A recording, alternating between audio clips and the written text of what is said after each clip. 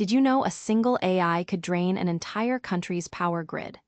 From cutting-edge breakthroughs to shocking scandals, this is X News Now, where the future hits first. In an unprecedented move, the UK has sanctioned two top Israeli ministers, Bezalel Smotrich and Itamar Ben-Gvir, for their alleged role in blocking humanitarian aid to Gaza. Per Reuters, this comes after months of anger over Israel's military campaign in Gaza, which has killed over 53,000 people since October. The UK's Foreign Secretary, David Lammy, had already cancelled trade talks, and now Britain is going straight for Israel's cabinet. Israeli Foreign Minister Gideon Saar called the sanctions outrageous, while Ben-Gvir defiantly stated, "We overcame Pharaoh, and we will overcome Keir Starmer." Is the UK overstepping, or is this a justified response to the Gaza crisis? Former President Trump made a high-profile visit to Fort Bragg to honor the U.S. Army's 250th birthday. Addressing the troops, Trump declared, "God bless the U.S. Army and God bless the USA." The event marked a return to Trump's America First rhetoric, with Defense Secretary Hegseth praising Trump's laser focus on peace through strength and support for the military.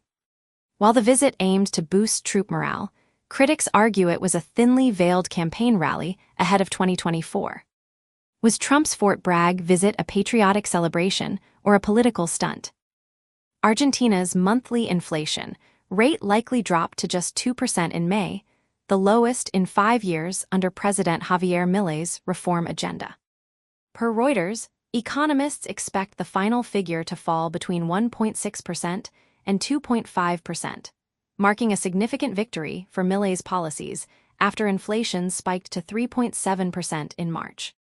Analyst Julian Oru stated, although the inflation data for March and April showed a slight acceleration, in May a new trend begins to become evident. If confirmed, it would be Milei's strongest economic result yet. Can Milei sustain this momentum and tame Argentina's infamous inflation? Tensions are flaring in Los Angeles after a night of chaotic protests that saw over 100 arrests, stores ransacked, and the Apple Store stripped bare. Acting ICE Director Todd Leon blasted the unrest, stating, "This is not a peaceful protest. This is anarchy, and this violence has no place in America." The protests erupted over immigration raids, with Mayor Karen Bass condemning the looting, saying, "If you support immigrants, you would not be tearing the city apart." As the fallout continues, both sides are digging in. Were the LA protests justified civil disobedience or unacceptable chaos? High-stakes trade negotiations between the U.S. and China appear to be making progress, with Commerce Secretary Howard Lutnick stating the talks are going really, really well. However, Lutnick cautioned that the discussions could stretch into tomorrow, remarking, "I hope they end this evening, but if they need be, we'll be here tomorrow." With tensions simmering over technology exports and economic rivalry, these talks aim to find common ground between the world's two largest economies. Can the U.S. and China reach a deal, or is further escalation inevitable? In a deliciously ironic twist, looters who ransacked the Apple Store in LA got more than they bargained for. The stolen iPhones were actually display models programmed to lock up, blare alarms, and flash a message saying, "This device has been disabled and is being tracked." Local authorities will be alerted. Like a scene from a heist movie gone wrong, the looters essentially stole high-tech bricks that rat them out to the cops. It's a harsh lesson that crime doesn't pay, especially when you're stealing from the world's most valuable tech company. Did the looters get what they deserved, or is this digital shaming too far? In a major step towards a Minority Report future, Humanity Protocol just acquired Moongate to bring palm scanning identity tech to real-world events. Soon, instead of fumbling for tickets, you could simply wave your hand to get into concerts or conferences. Humanity Protocol's digital ID system proves you're human without exposing personal data, while Moongate has already handled over 300,000 digital tickets. The goal: make palm scanning as mainstream as Face ID. It's the ultimate convergence of privacy and convenience. The future is here, and it wants to see your hand.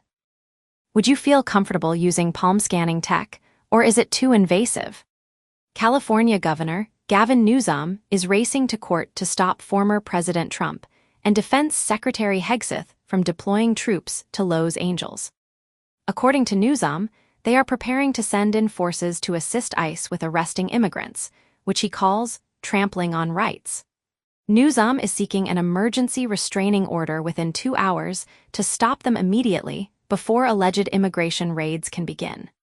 It's a high-stakes legal battle pitting state versus federal power, as Trump claims to be restoring order, while Newsom accuses him of dragging California into chaos for political points. From shocking sanctions to digital shakedowns, this episode packed a punch. But the question is, which story blew your mind the most? Drop your thoughts below, smash that like button, and don't forget to subscribe with notifications on, because on X News Now, you never know what future shock is coming next.